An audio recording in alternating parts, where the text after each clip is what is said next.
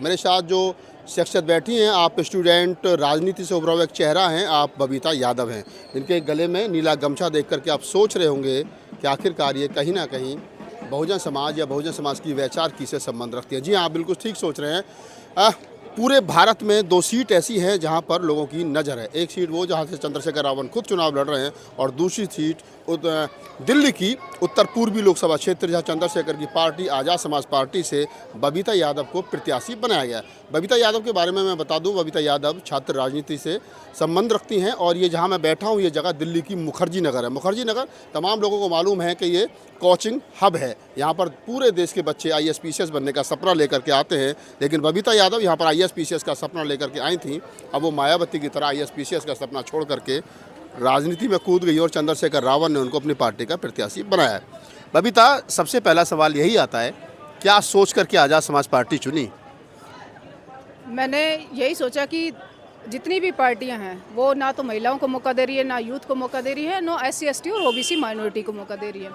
और सबसे पहले कि जो विपक्षी पार्टियां हैं जिनको एक एनर्जी के साथ लड़ना चाहिए। इस टाइम देश एक गुलामी की तरफ बढ़ रहा है, तानाशाही की तरफ बढ़ रहा है, लेकिन वो उतने जो एक एनर्जी और एक संघर्ष होना चाहिए उस तरीके से वो नहीं लड़ रहे हैं। लेकिन न्याय के लिए भी नहीं लड़ रहे हैं और देश बचाने के लिए नहीं लड़ रहे हैं।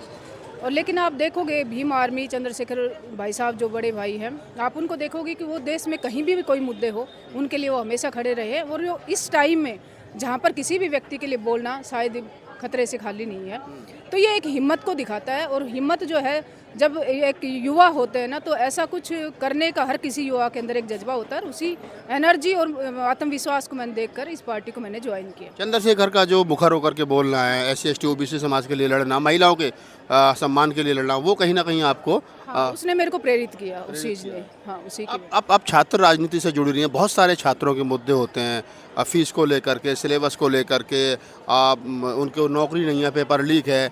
तो आपको लगता है कि आज़ाद समाज पार्टी में आप आए हैं, उन सारे सपने जो आपके स्टूडेंट राजनीति में देखे थे वो यहाँ पूरे होंगे?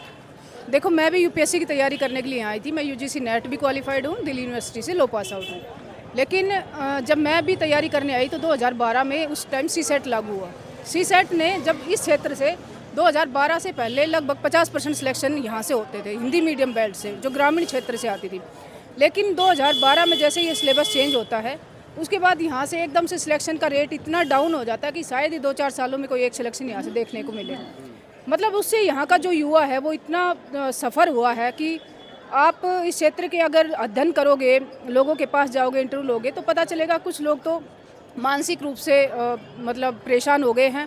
कुछ स्टूडेंट्स ने आत्महत्या भी की है। ये क्षेत्र जो है, हो सकता है कि अगर यही हाल रहा तो कोटा फैक्ट्री बन सकता है अगले 5 साल के बाद, क्योंकि इस क्षेत्र से पेपर आउट हो रहे हैं। जो वनडे एग्जाम्स हैं उनके पेपर आउट में आप देखोगे कि जो वनडे एग्जाम उसका कोई कैलेंडर ही नहीं है। पहले तो वो 2-3 साल के अंदर आएंगे, ना तो वनडे का कैलेंडर ना PCS का है।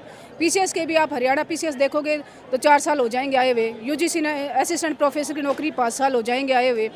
तो ऐसे कोई भी एग्ज़ाम है वो 3 से 4 साल में, 5 साल में तो पहले तो आता है। उसकी तैयारी के लिए इतने साल बैठे रहो बच्चे फिर उसके बाद पेपर आउट हो जाता है। पेपर आउट के बाद हाई कोर्ट में चला जाता है मैटर। हाई कोर्ट में 2 से 3 साल लग जाते हैं। फिर जाके कहीं कोई फाइनल रिजल्ट आता है। इसका मतलब 6 से 7 साल में एक एवरेज जाके एक एग्ज़ाम आपका पूरा होता है। तो स्टूडेंट जो है यहाँ डिप्रेशन में आ चुका है। माँ बाप बेचारे बहुत अपनी मेहनत का पैसा जोड़ के यहाँ बच्चों को पढ़ाते हैं। यहाँ इतना महंगा किराया है कि शायद सामान्य स्टूडेंट ये अफोर्ड भी नहीं कर सकता है। करोल बाग है, मैंने वहाँ से भी तैयारी करी इंग्लिश मीडियम से, तो वहाँ तो इससे भी दुगना रेट है। और ये बच्चे जो है सामान्य परिवारों से आते हैं, तो यहाँ पर इतने साल यहाँ पर लगाना और फिर एक पेपर की तैयारी करना, फिर वो आउट हो जाना, मतलब कितना उनको मेंटली और इकोनॉमिकली हरासमेंट उनका होता होगा। तो ये जो मुद्दे हैं इनको सोल्व करने की बहुत ज़्यादा ज़रूरत है। और हमने एक मॉडल कोड ऑफ कंडक्ट भी बनाई थी, जिसमें हमने कहा था कि जो पेपर आउट इश्यूज जो हो रहे हैं उसके लिए फास्ट ट्रैक कोड बनने चाहिए। आपसे जितनी बात हुई है उसमें एक बात निकल करके आई कि आपने मुखर्जी नगर में रह करके आंदोलन चलाया है। मुखर्जी नगर आपकी कर्म भूमि रही है, तो यही कारण रहा कि आपने चुनाव लड़ने के लिए उत्तर पूर्वी लोकसभा क्षेत्र को चुना, क्योंकि आपका यहाँ बहुत ज़्यादा संघर्ष रहा है? हाँ, यही बात है। इसके कारण पीछे यही कारण है कि एक तरह से मेरी कर्म भूमि है और 12-13 साल एक जगह पर रह लेते हो आप तो ऑब्वियसली उससे लगाव हो जाता है। दूसरी बात, मैं भी उस चीज़ से मतलब सफ़र हुई हूँ, जो स्टूडेंट का जो संघर्ष है यहाँ पर, कि छोटे छोटे मकानों में रहकर इतने साल यहाँ तैयारी करते हैं, सिलेक्शन रेट 0 है, ऊपर से पेपर आउट हो जाते हैं, समय पर वैकेंसियाँ नहीं आती हैं। तो मैंने सोचा कि क्यों ना कुछ यहीं रह के किया जाए, क्योंकि यूथ ही हर घर का, हर क्षेत्र का भविष्य होता है। आप स्टूडेंट राजनीति से जुड़े रहे और जहाँ हम बैठे हैं ये यहाँ पर लाखों युवा IAS PCS बनने का सपना लेकर के जो है वो आते हैं। आप प्रधानमंत्री के वित्त सलाहकार हैं संजीव सान्याल जी, उन्होंने कहा है कि एक मौका जो है वो UPSC के लिए मिलना चाहिए, दूसरा और तीसरा मौका जो है वो नहीं मिलना चाहिए। तो इसमें तो आपको लगता है कि मतलब कहीं ना कहीं लोगों से जो उनका अधिकार है वो छीन लिया जाएगा? इन्होंने अधिकार तो लेटरल एंटी सिविल सर्विस में लागू करके तभी छीन लिया, और उसके बाद ये सारे सिस्टम को ख़त्म कर देना चाहते हैं। ये नहीं चाहते कि आम आदमी का बच्चा जो है वो IAS IPS बने, और लोकतंत्र के जो डेमोक्रेसी, जो एक ब्यूरोक्रेसी, जो सेकंड पिलर है, उसमें उसकी एक भागीदारी हो, क्योंकि हर क्षेत्र से ये भागीदारी को ख़त्म करना चाहते हैं। जैसे जुडिशरी में सिर्फ कॉलेजियम सिस्टम, जजों के बच्चे बनते हैं, पार्लियामेंट में भी वही बनते हैं, पैसे वाले परिवार वाले। ऐसे ही ये इसको भी ख़त्म करना चाहते हैं। सिर्फ एक ही सर्विस, एक ही पिलर ऐसा था जिसमें सामान्य परिवार के बच्चे भी जा सकते हैं, लेकिन ये नहीं चाहते। और उन्होंने ये कहा कि इसकी जो एनर्जी है यूथ की, उसको सही तरीके से हम कहीं और यूज कर सकते हैं। तो सबसे पहले तो उनसे ये पूछो कि मान लो कोई त्रासदी आ गई, जैसे इनके पास ना पॉलिसीज़ के सॉल्यूशन नहीं है। कोविड आ गया तो इन्होंने ऐसे कर दिया कि जैसे दुकान का स्टर बंद करके भाग लो, बल्कि कोविड के लिए इनको मेजर्स अपनाने थे कि भाई कैसे स्टार्टिंग से ही कि किस तरह से, जैसे जो बाहर से आ रहे हैं सबसे पहले उनको रोका जाए, जो आ चुके हैं उनको ट्रैक किया जाए। ऐसे ही ये यहाँ पर कर रहे हैं कि इस एनर्जी को आपको टैप करना है, तो आप इसके सिलेबस को, जैसे कमेटी की रिपोर्ट भी आई थी, उसने कहा था भाई UPSC और जो स्टेट PCS है उसके सिलेबस को आप इक्वल करो, 4 GS के पेपर रखो। और हमारे ये सुझाव है कि जिसने इंटरव्यू फेस किया है, UPSC का इंटरव्यू फेस किया है, वो डायरेक्ट ग्रुप B की सर्विस में आप उसको ज्वाइनिंग दो, कुछ % वहाँ पर आप रखो, ताकि एक अच्छे जो सिविल सर्विस के जो बच्चे हैं वो आप वहाँ पर यूज कर सकते हो। मतलब जो सेलेक्ट नहीं हो रहे हैं, जिन्होंने इंटरव्यू फेस किया है, जिन्होंने इंटरव्यू फेस किया है, वो एक मतलब क्रीम होती है देश की। 2 नंबर से कोई बाहर रह जाता है, उससे कोई फर्क नहीं पड़ता, क्योंकि कहीं ना कहीं इंटरव्यू वाले की बायसनेस भी होती है। फिर एक वैकेंसी पे 3 लोग आते हैं, ऑब्वियसली 2 तो बाहर होंगे ही, इसका मतलब ये थोड़ी कि वो अयोग्य हैं। तो आप उनका कहीं और डायरेक्ट सर्विस में ज्वाइनिंग करवाओ उनकी। दूसरा, UPSC में प्री के आंसर की नहीं दिखाते, ये जब पूरा सिलेबस वो रिजल्ट आता है उसके बाद दिखाते हैं। UPSC के आंसर की जो है 15 दिन में दो, उसके बाद मेंस की जो कॉपियाँ हैं वो दिखाओ। अगर UPSC में इतनी ही ट्रांसपेरेंसी है तो उसके बाद जो सिलेबस है वो इक्वल करो। और जो जिसने UPSC का मेंस लिखा है उसके PCS में डायरेक्ट जो है मेंस में बैठने की इजाज़त दो। आप इस तरह से आप इस एनर्जी को यूटिलाइज करो। ग्रुप C और D के जो बच्चे हैं उनके लिए कॉमन एंट्रेंस टेस्ट बनाओ, ताकि अलग अलग जो एग्जाम्स हैं उसमें बच्चे उलझे ना, कभी ये एग्जाम दे रहे हैं, कभी और एग्जाम दे रहे हैं, और फाइनली एग्जाम्स जो है आउट हो रहे हैं। एक कॉमन एग्जाम होना चाहिए हर एग्जाम का, उसकी कट ऑफ के आधार पर बच्चों को ले लो, ताकि माँ बाप की फीस भी बचे, बच्चों का टाइम भी बचे, और इस गोल्डन जो एज है, ये एनर्जी है, उसका सही जगह पर यूज भी किया जाए। आखिरी सवाल ले लेते हैं।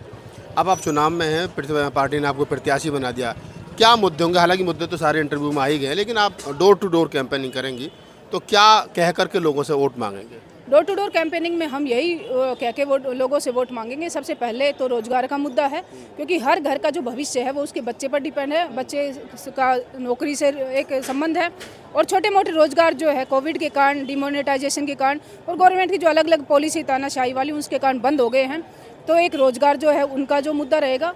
दूसरा जो मुद्दा है वो है इस देश में संविधान को बचाने का, क्योंकि एक तरह से संविधान को खत्म कर दिया गया है। बीजेपी खुलेआम कह रही है कि 400 पार अगर हमारी सीट आती तो हम संविधान बदल। वो तो अभी जनता भी तो सुन रही है ना, जनता बताएगी कि जनता जब ऐसा संविधान क्यों, मतलब वो क्यों चेंज करवाना चाहेगी। एक ऐसा संविधान डॉक्टर भीमराव अंबेडकर साहब ने दिया जो इस देश को शायद अगर एक दिन के लिए भी लागू कर दिया जाए देश में, तो शायद ये इंडिया जो है देश का नंबर 1 कंट्री होगा। अगर संविधान को रियल उसकी जो एक आत्मा है उसमें देश में लागू कर दिया जाए, तो जनता कभी नहीं चाहेगी कि मनुस्मृति जो है लागू इस देश में, और चाहे वो जनता किसी भी कैटेगरी से हो, किसी भी कास्ट से हो। तो ये तो हिम्मत इस देश में कर ही नहीं सकते कि संविधान बदल सकते हैं। तो आप बबीता यादव थी, जैसा बहुत सारी बातें उनसे हुई।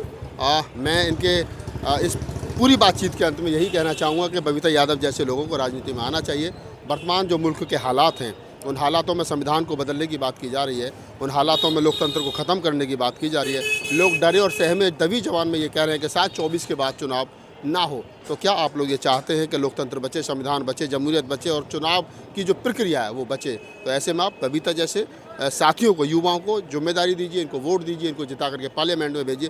चंद्रशेखर रावत ने, उनकी पार्टी ने जो इन पर विश्वास जताया है, आप भी इन पर विश्वास जताइए। और हमारी तमाम इनकी लोकसभा के क्षेत्र के लोगों से अपील है कि बबीता यादव को भारी से भारी मतों के साथ विजय बनाइए। इस पूरी बातचीत के बारे में आपकी प्रतिक्रिया में कमेंट सेक्शन में बताइए। धन्यवाद।